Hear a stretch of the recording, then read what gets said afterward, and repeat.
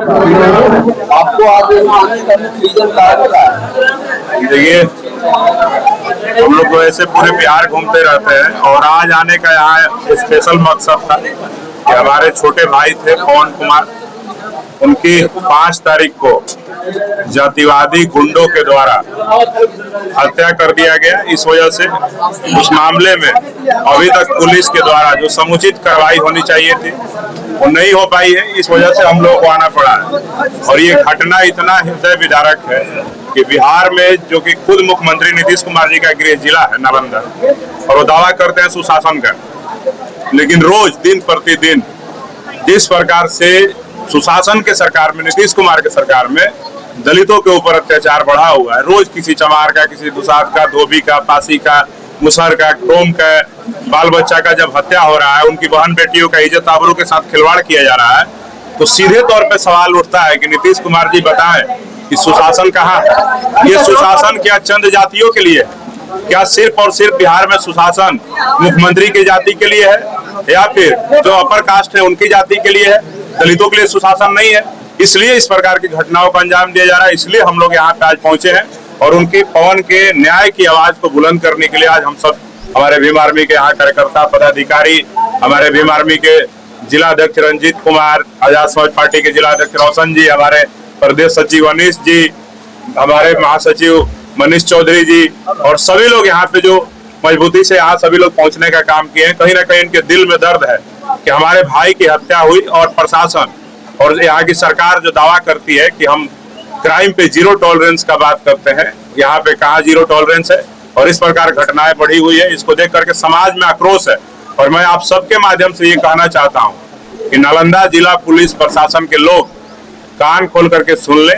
1 सप्ताह का मैं भीम आर्मी की तरफ से आपको समय दे रहा हूँ। 7 दिन में अगर इस मामले में सभी आरोपियों की गिरफ्तारी नहीं होती है, अगर गिरफ्तारी नहीं होती है तो कम से कम कुर्की जब्ती नहीं होती है, परिवार को जो आर्थिक सामाजिक सुरक्षा का जो मुआवजा है वो नहीं मिलता है, तो भीम आर्मी नालंदा जिला एसपी के कार्यालय को घेरने का काम करेगी। और मैं आप सबके बीच चैनल के माध्यम से कह देना चाहता हूँ कि हमारे नालंदा जिला के जितने भी SC ST OBC Bahujan Samaj के जो भाई हैं वो सभी लोग एसपी कार्यालय के घेराव में ज्यादा से ज्यादा संख्या में पहुंचे और अपने भाई बहन के न्याय की आवाज को बुलंद करने का काम करें। आपका परिचय? अमर ज्योति, प्रदेश अध्यक्ष भीम आर्मी बिहार।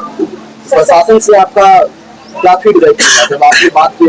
देखिए, थानाध्यक्ष साहब से मेरी बात हुई है, उन्होंने बोला कि जो 2 आरोपी हैं इसमें उनको गिरफ्तार किया गया है, बाकी 6 अन्य हैं उनकी भी गिरफ्तारी के लिए टेक्निकल एविडेंस FSL की जो रिपोर्ट है उसके आधार पे वो लोग छानबीन कर रहे हैं। उनका कहना है कि अपराधी जो है जिला छोड़ करके भागा हुआ है, उसकी गिरफ्तारी के लिए प्रशासन के द्वारा हर संभव प्रयास किया जा रहा है। लेकिन 17-18 दिन बीतने के बाद भी अगर प्रशासन अभी तक प्रयास ही कर रही है तो मेरा सीधा सवाल है कि नालंदा जिला की पुलिस कहीं ना कहीं लग रहा है कि मुख्यमंत्री के दबाव में आकर उन जातिवादी गुंडों को संरक्षण देने का काम कर रही है। नहीं तो 18 दिन बीतने के बाद अगर अपराधी शिकंजे में नहीं है तो सीधे तौर पे सवाल है कि नालंदा पुलिस जो है अपना कर्तव्य निर्वहन करने में कहीं ना कहीं नाकाम है। इस वजह से इस घटना में लेटलतीफी हो रही है। बिल्कुल हो सकता है, बिल्कुल हो सकता है, क्योंकि मुख्यमंत्री का जिला है और मुख्यमंत्री के जिला में कोई भी घटना हो तो कहीं ना कहीं राजनीति से प्रेरित ही होता है, चाहे उनके गांव की घटना हो या उनके बगल का, उनके जिले का। मुख्यमंत्री का जिला, यहाँ पे अपराधी भी हमको लगता है कि शासन और प्रशासन से आज्ञा लेकर के ही अपराध को अंजाम देते हैं। तो हमको लगता है कि इसमें कहीं ना कहीं मुख्यमंत्री के जो गुंडे हैं उनके द्वारा, पाले हुए गुंडों के द्वारा इस घटना को अंजाम दिया गया है और अभी तक इसमें कार्रवाई भी नहीं हो रही। तो कहीं ना कहीं लग रहा है कि मुख्यमंत्री का संरक्षण उन गुंडों को प्राप्त है, इस वजह से अभी तक गिरफ्तारी नहीं हो पाई है।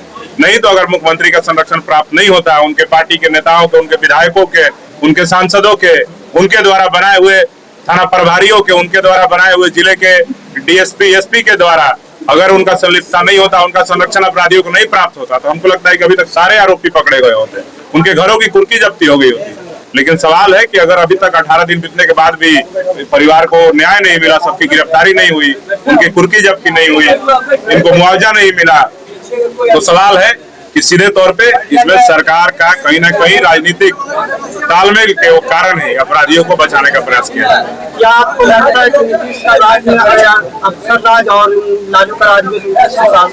देखिए, नीतीश कुमार की सरकार और लालू यादव की सरकार और उनके राज की अगर बात किया जाए तो हमें लगता है कि नीतीश कुमार जी के राज में, लालू जी के राज में हो सकता है कि गुंडों का जंगल राज का, अपराधियों का हौसला बुलंद होता था। लेकिन नीतीश कुमार जी जब से मुख्यमंत्री बने हैं, गुंडों का भी हौसला मस्त है, अपराधियों का भी हौसला मस्त है, और जिनके ये अफसर हैं जो अफसरशाही चला रहे हैं, थाना में बैठ करके, डीएसपी कार्यालय में बैठ करके, जिला में बैठ करके, इनके भी हौसले मस्त हैं। और यहाँ पे आम जनता एकदम त्रस्त है। और यहाँ पे जंगल राज तो पहले कहा जाता था, लेकिन नीतीश कुमार ने बिहार को महाजंगल राज बना दिया है।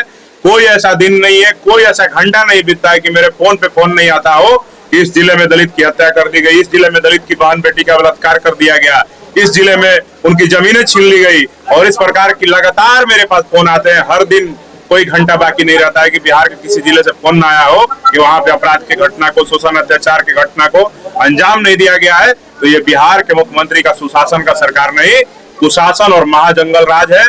और इसको भीम आर्मी के लोग, आजाद समाज पार्टी के लोग प्रतिबद्ध है कि 2025 में नीतीश कुमार के महाजंगल राज का अंतिम यात्रा हम लोग निकालने की तैयारी कर ली है। चिराग पासवान बहुजन का बात करता, लेकिन बहुजन के लिए काम नहीं करता, बहुजन एकता के लिए करता, कि बहुजन का वोट बैंक करता, बहुजन के लिए कि बहुजन मेरे साथ है। तो ये चिराग पासवान का बहुजन मतलब समझते हैं क्या होता है? चिराग पासवान का बहुजन, चिराग पासवान का बिहारी फर्स्ट, बिहार फर्स्ट सिर्फ और सिर्फ उनके परिवार में है और उनके पैसे में। आप देखिए ना, लोकसभा का टिकट जब उनको 5 मिला तो एक खुद लड़ गए, एक जीजाजी को लड़ा दिए, और बाकी 3 सीट था वो पैसे पे बेच दिए। तो उनके लिए बहुजन और उनके लिए बिहार, बस इतना ही है, पैसा और परिवार। वो तो बोलते बिहार के लिए बिहारी फर्स्ट, बिहार फर्स्ट। मैं दावे के साथ कह रहा हूँ कि अगर भीम आर्मी का नौजवान अमर ज्योति केंद्र सरकार में मंत्री होता और हमारे समाज के किसी भाई पे कोई भी गुंडा, अपराधी, पुलिस कर्मी अगर आंख उठा करके देख लेता तो उसका आंख निकालने का काम हम करते, अन्यथा कुर्सी को लात मार देते। लेकिन बेशर्म है चिराग पासवान। अभी आज की घटना में बता रहा हूँ, सहरसा में दिन दहाड़े गोली मार करके हत्या कर दिया पासवान समाज। कहाँ है चिराग पासवान? इस्तीफा देना चाहिए, लेकिन बेशर्म है, वो नहीं देंगे, सिर्फ और सिर्फ कुर्सी के लालच में। अभी विधानसभा का चुनाव आ रहा है, नरेंद्र मोदी को बरगलाने के लिए और उनको ब्लैकमेल करके सीटें बढ़ाने के लिए वो पैंतरेबाजी कर रहे हैं। बाकी बिहार और बहुजन से उनका कोई दूर दूर तक वास्ता नहीं है।